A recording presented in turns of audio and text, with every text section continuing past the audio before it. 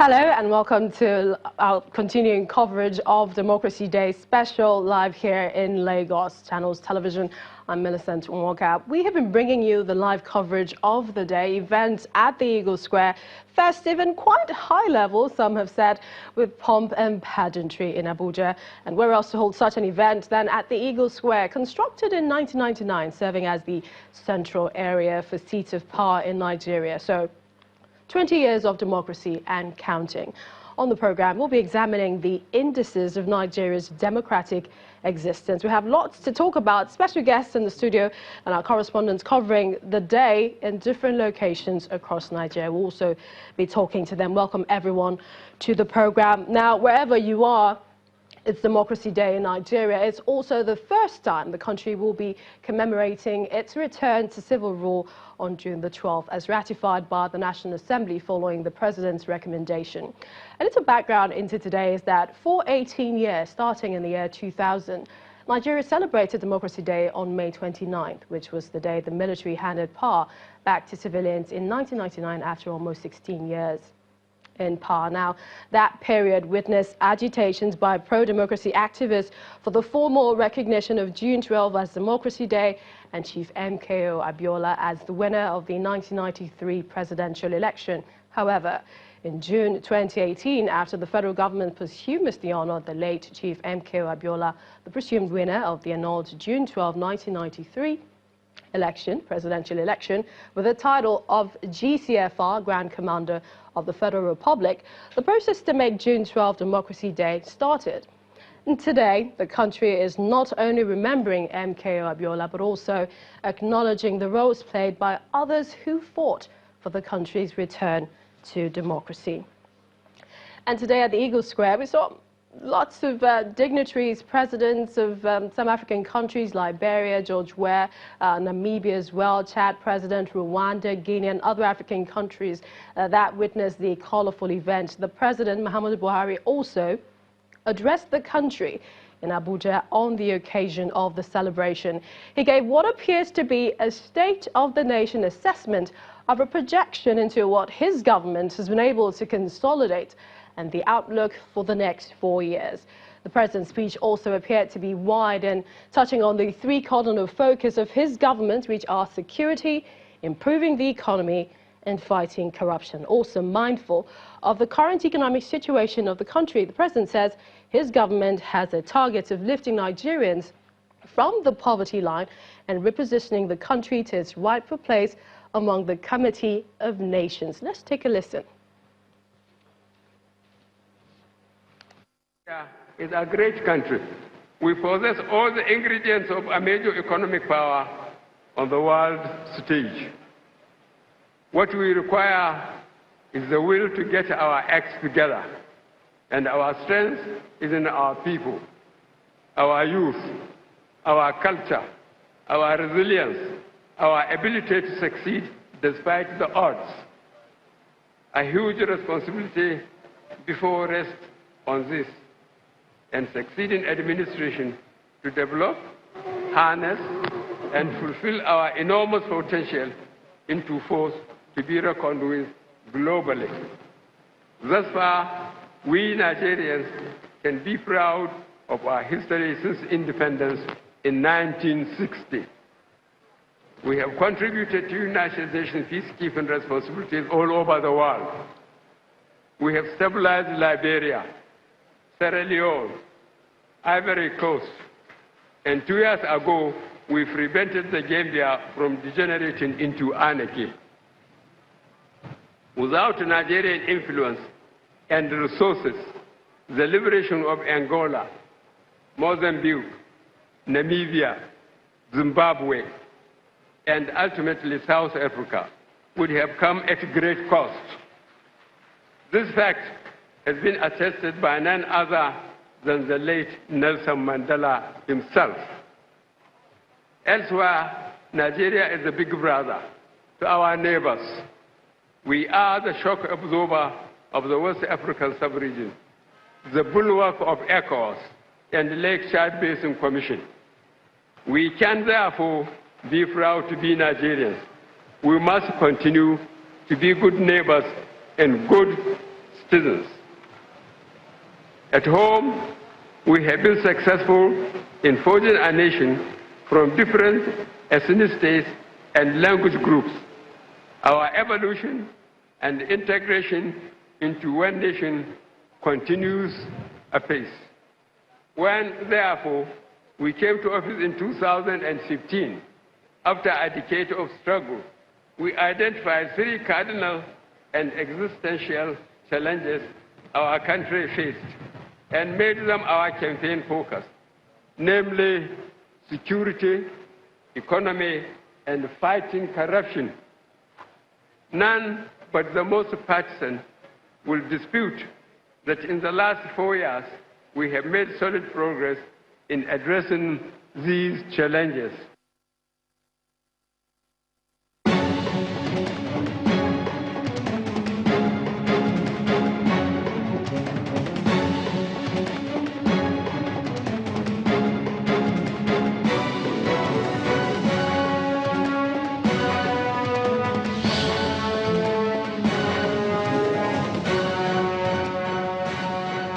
Welcome back to our continuing coverage of Democracy Day special here on Channels Television. And remember, you can join the discussion online. We're asking a pertinent question, and that is, how would you describe Nigeria's democracy in one word? Interesting views that we've been getting, but keep them coming. Of course, hashtag lunchtime politics at Channels Television at CTV Politics. Well, let's delve into some of the things we heard from the president's speech. And joining us in the studio first is Comrade Joseph Eva, coordinator Ijaw Monitoring Group. We'd like to thank you for coming on the program.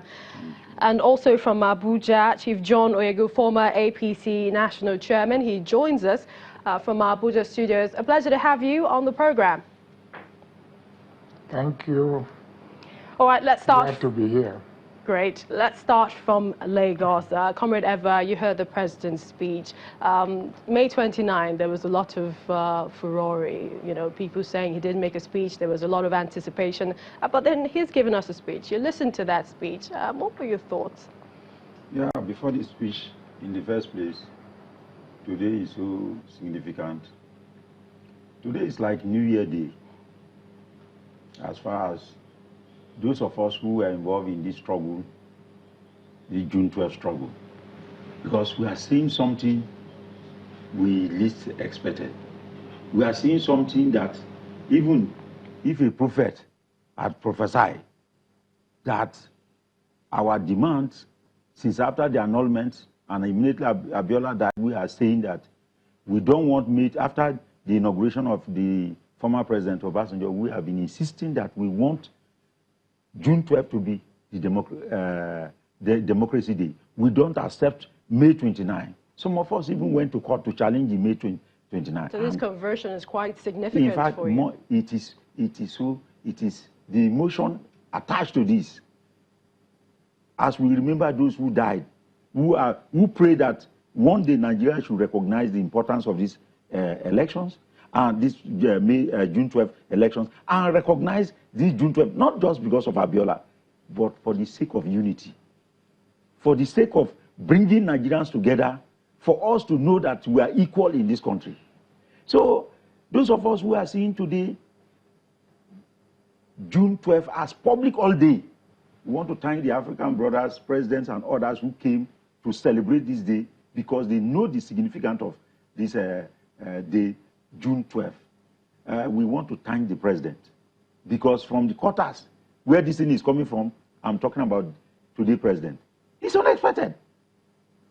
It's a misery that for him to say that, yes, it is June 12 that we should officially recognize as Democracy Day because of the importance of that election. Well, before we come to the president's speech, also on the occasion of this day, Democracy Day, how would you define the kind of democracy we practice? Many have said it's civil rule rather than true democracy. It is civil rule because you can see that today, vote buying, if you don't have money, you cannot contest election, cabal setting and all that. And some people don't even respect court rulings and all that. So we cannot qualify that as really the democracy. But since the military people are not around, we are managing, adjusting ourselves, and with this adjustment, we are learning. Rome was not built in a day, so I believe that from even the shortcomings along the line, like this, what the president has done now, the signal is that if you carry out any injustice against any set of people, or any way you carry out injustice, a day will come that you will be even embarrassed, you will be disgraced. And the injustice, we can see the injustice reverse. So some of these things will now make people to be very careful that history is very important. Whatever we are doing as far as a nation is concerned, a time will come that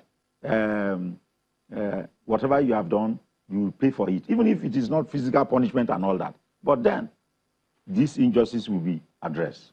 It can come to pass. All right, let's go over to Abuja. Our guest there, Chief Oyegun. I mean, tell us the signals you're getting on a day like this, Democracy Day, celebrated on June 12th. Well, I agree very much with my good friend, Joseph Eva. The signals are good. The signals are clear. June 12th has become a benchmark of democracy for this nation. It was an election that was the freest. We have not had an election like that up till today. It was an election that defied religion, because we had two candidates who were both Muslim. It was an election in which Nigerians trooped out in their millions to tell all of us, their leaders, that they want to be one solid nation that does not discriminate and that is not influenced. They just want quality leadership, not influenced by religion, not influenced by ethnic considerations, and not influenced by ethnic considerations. So what today signifies is that, thanks to Mr. President, we have accepted everything that June 12 signifies. And that from now, we are going to work to attain those very lofty benchmarks that were established on June 12th. Let me say that, yes, democracy is a process. It isn't something that happens and it becomes permanent. Yes, to my mind, we have moved backwards from June 12th in terms of our appreciation, our practice, and our acceptance of true democracy. But like I said, it is a process. We have made mistakes. We are learning. And we are lucky that today we have President Muhammadu Buhari. Let's talk about his speech, Chief Oyegun, if I may. Let's talk about his speech. He said that the government is going to target lifting Nigerians from the poverty line. We know how we have sung in terms of the number of people that are extremely poor in the country. He also talked about repositioning the country into the rightful place among the Committee of Nations. I mean, a lot of Nigerians are, I don't know, there's so many things. We're going to listen to a few of them today with regards to their thoughts on democracy, but not a lot of them are happy. I mean, if you look at the indices, the unemployment rates has also risen, in as much as there have been several gains with changes in our GDP. It's been a mixed match.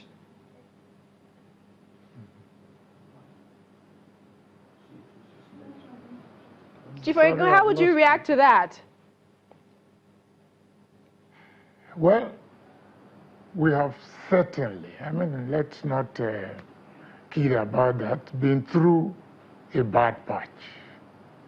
Again, the fortune of having President Muhammadu Buhari. He has spent 4 years stabilizing the economy. He has spent 4 years rebuilding the foundation of this nation.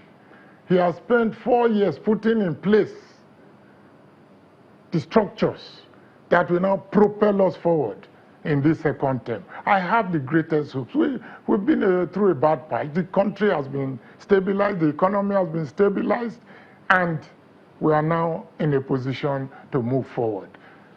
Yes, there's a lot of suffering in the land. Yes, there's a lot of anguish in the land. Yes, there's a lot of hunger in the land.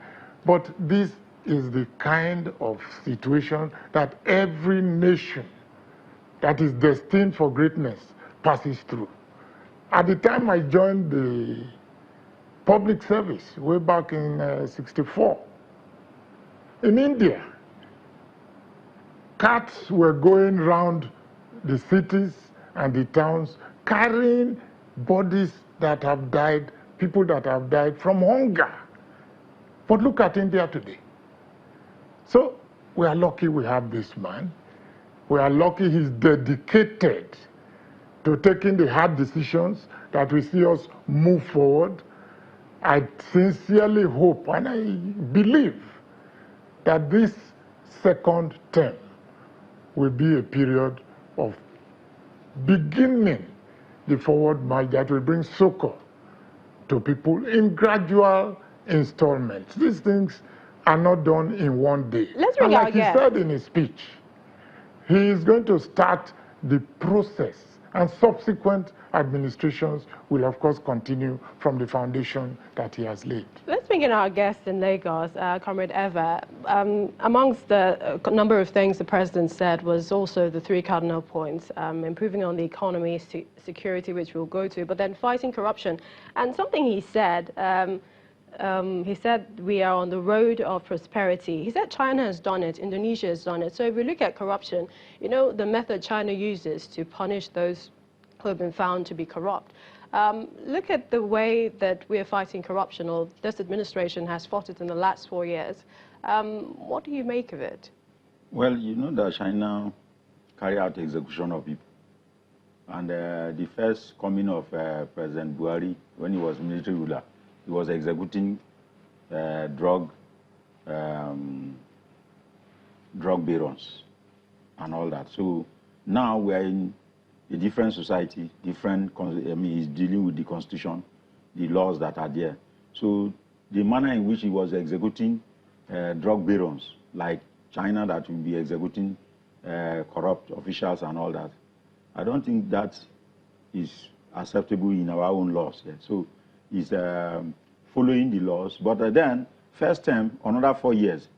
So I believe that he's also looking at the areas that people are criticizing. When people are criticizing, this morning the former president, Olusegun Obasanjo, was criticizing the hierarchy of leadership in the political hierarchy, some section of people and all that. Yes, and some people are saying, why is the former president talking? He should talk. He has nothing to do in this world again, more than to talk and discuss. So when he's talking, the president will listen. The president is listening. He knows that he was his former boss. And apart from that, Obasanjo also had the love of Nigeria at heart. So if he's complaining of something, the president and sincere, we look at what the president is complaining about. And other areas in which people are complaining, he will look into it. For example, before I even go into that, I want to, the fears of Wole Soyinka, because it's very sensitive. When we are talking about democracy and June 12, we don't want some certain personalities in Nigeria to consider June 12 as Southwest matter. Because Wole Soyinka is complaining that some people are already saying that the June 12 issue is Southwest matter. No. Chief Kokori, my leader, they suffered, was detained. My brother from Bayelsa State, Agamene, they were in the oil sector, Nupenga Pengasin. Agamene was detained. People like Pariwani was arrested, was detained, in fact, he was killed because of June 12. Pariwani, Alfred Riwani was killed. There are other Nigerians, not only the Yorubas. For example, Kanu, NDBC Kanu. Before you continue, let's take a quick break. We also crave your indulgence, Chief Oyegun. We'll be back. We're still covering Democracy Day special here on Channels Television. Please stay with us. Welcome back. It's still our continuing coverage, special edition of Democracy Day here in Lagos and Channels Television. And we've been talking to our guests, Comrade Joseph Ever, Coordinator, John Monitoring Group, and of course, Chief John Oyegun, who joins us from Abuja Studios and who has been speaking to us on some of the issues as well, a former governor of Edo State. You were making a point about the significance of June 12th, Democracy Day, and the fact that it's a national struggle. Just to finish your point. National struggle. I was trying to name some of those who were involved, like Senator Sani, people like Commander Dan Suleiman, people like former governor of Kaduna State, Abubakar Umar. These are Nigerians. These are not Southwest people. And again, the biggest miracle, the biggest masquerade at that time, Enauru. So, those of I was coordinating non-indigens for the civil disobedience. I was coordinating the riverine areas to join road transport workers and all, for us to block all road, no movement and all that in Lagos and Southwest. Because at that time, when people like Agamene and Chief Kokori, when they were detained, and these are not Yorubas, and some of us also felt that if 3-4 people can just sit down in their house and say, let us annul this election, that means these people are very powerful. Have we consolidated on the gains of the past? Are we in the process of rewriting the wrongs? That is what we are seeing today. But this, I believe this is the last healing process. The first healing process was carried out by Babangida himself, who annulled the election. He brought in Shonekon, and the whole nation said, no. You cannot bring in Shonekon to take over from... Because Abiola, who won the election, this was the man we wanted as the elected president, not Shonekon. Even despite the fact that they came from the same place. Babangida was trying to, carry out this healing process. But it was wrong. He brought in Shonekon, and we rejected Shonekon as the president. Then, when Abacha took over, and they came up with this democracy, Abdul Salam and Babangida himself, they decided to come up with another healing process. For the first time in the history of this country, in a 3-party environment, 2 presidential candidates emerged from these 3 parties, and they are all Yorubas. Let's bring in Chief Oyegun at this point. Looking at a lot of things that the president has said, consolidating on the gains of the past and that. But your thoughts specifically on corruption, because he has said that many times that corruption is fighting back. How would you say that we've made in terms of our progress fighting corruption in Nigeria in the last 4 years? Well, something very positive and basic has been achieved. And that is, corruption is no longer, in quotes, a religion in Nigeria, part of normal business. Corruption is now driven under the table. It is still there. Corruption has not been wiped out in any nation in this world. What is different in this country is that the level of corruption is so destructive to our developmental process. It has started. The fight has started. No question. Corruption is massively fighting back. But it needs to be expanded. The fight needs to be expanded. It's okay to pick, we have tended to pick key public functionaries, but we have a whole massive bureaucracy and system in this country, even in the private sector, from bottom up, that thrives on corruption, for whom corruption has become a way of life. We must find an answer to that. We cannot, repeat, cannot continue the way we are doing. We have a whole structure of, it's not just at the top only. Yes, people tend to imitate what they see their leaders doing. But I think the imitation has been perfected. And from the messenger up, even in private industry, it has become inculturated in us. And we must try to, what do you say, when these preachers say they want to save somebody, we must do that in this country. We must devise a program that will make Nigerians take another look at the process. And not just that. Importantly, Comrade Eva, judicial in Lagos, let's ask Comrade Eva here in Lagos. I mean, do we have the leadership, the sense of purpose? I mean, the president has said that much in his speech, that there needs to be the will. We need the will to get our act together.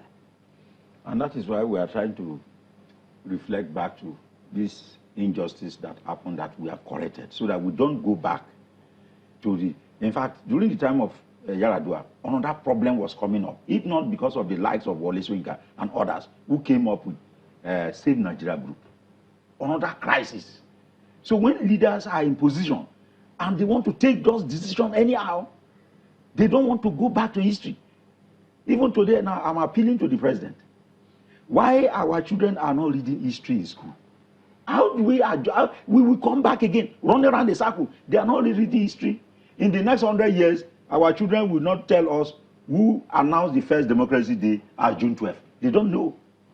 Our children in secondary school, they don't know who is the governor of Lagos State or who was the governor of Lagos State. They don't know. Why? You think we need to institutionalize all of this? They have removed the teaching of history in school. It's one of the major problems that we have. And I believe that any leader, I don't think the Chinese that we are looking up to, or the Americans, they ignore history. Today we are talking about June 12th. That June 12th did not happen yesterday morning. It was something that caused crisis. People died. The economy of Nigeria was destabilized because of the crisis. And as a result of injustice, if not because of the likes of Wole Soyinka, who organized themselves and come up with the Save Nigeria Group, somebody would have stopped the former president, Jonathan, from becoming acting president. When the laws are there, and for the sake of this country, something that is not in our constitution, we have to manufacture it to save Nigeria from crisis. That is the document of necessity. Because somebody decided to say the document transferring power from Yaradua to Jonathan, somebody destroyed the document. So if our political leaders who just want to cause crisis for the country, they will not learn from the lessons of June 12th, then we are doomed. So we want them to learn from these lessons. June 12th crisis has caused us a lot of problems. So we want our leaders to humble themselves and make sure that whatever they are doing, like what the president is saying today, you have to think of Nigeria first. You have to think of Nigeria first. Today, healing process of June 12th, the whole world is celebrating it because the president was sincere in giving us this very healing process today, making June 12th Democracy Day.